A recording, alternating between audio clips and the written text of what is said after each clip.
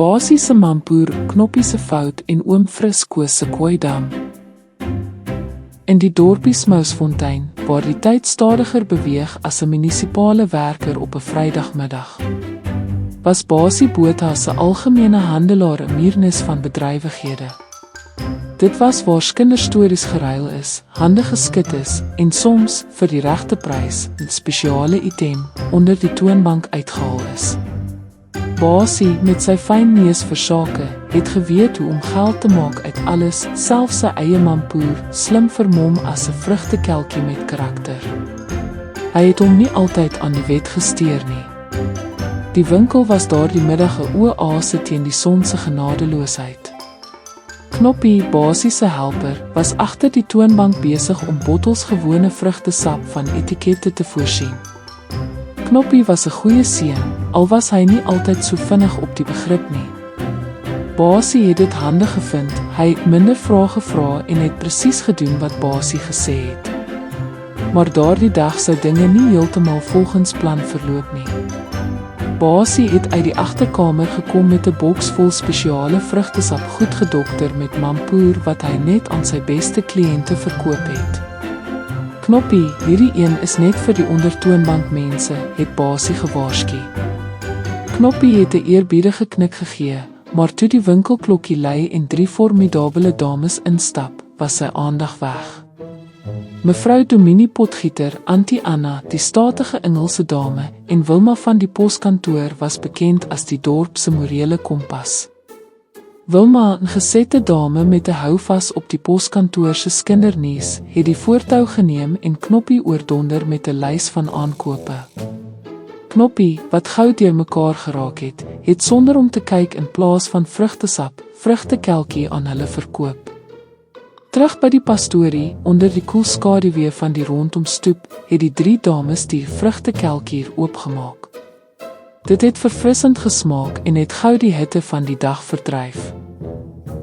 Een bottel het gelei tot 'n tweede en voorlank was daar 'n vrolike gelag wat deur die lug hang. Toe die laaste druppel sap verdwyn, het die dames begin beweeg met die energieke selfvertroue wat net mampoer kan bring.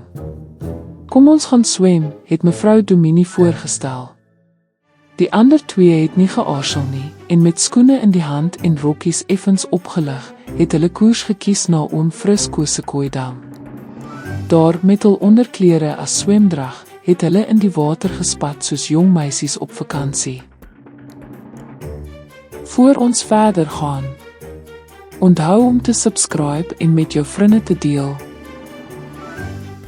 Net toe die damprinsesse hul ritme vind, het die Dominie, 2 ouderlinge en 'n diaken opgedaag. Hulle het doelbewus na die dam gestap om ondersoek in te stel na 'n paar klagtes en vreugdevolle geluide wat tot by die kerk gehoor is. Toe die manne by die dam aankom en die 3 dames gewaar, was dit asof tyd vries.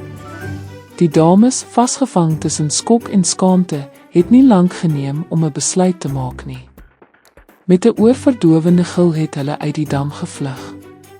Wilma het reguit laat spaander terug pastorie toe grasie soos 'n seekoei, haar nat onderrok fladderend soos 'n vlag in 'n storm. Auntie Anna het haar pruik en hoed verloor in haar haastige vlug en mevrou Dominie het haar skoene agtergelaat. Haar bloemerse valletjies het gewapper in die wind soos 'n hardloop. Die manne het egter hul eie paniek beleef. Hulle het omgedraai, gesigte rooi soos tamaties en in alle rigtings begin pad gee. "Ons moet nooit hieroor praat nie," het een van die ouderlinge gemompel toe hulle by die kerk aankom. Niemand het geweet Dominie Potgieter kan bloos nie, en hy het verlep gelyk soos 'n papawer wat weke sonder water was. Die skande moes net nie by die sinode uitkom nie. Oom Frisco's het die dam se water dopgehou met 'n front so diep soos sy ploegspore. Baie bekommerd oor sy kooivisse. "Hierdie is nie 'n publieke swembad nie," het hy gemompel. Sy grimmigheid het egter min impak gehad op die visse wat ongestoord in die water bly draai het, salig onbewus van al die drama. Teen die volgende oggend het Smousfontein se strate gegons soos 'n byenis. Elke een het sy eie kleurvolle weergawe van die dam-episode vertel. Daar was gerugte van kaal swem en klere wat weg is en selfs visse wat verdwyn het. Dit was asof almal hulle self verlustig in die prim en proper antiese vernedering.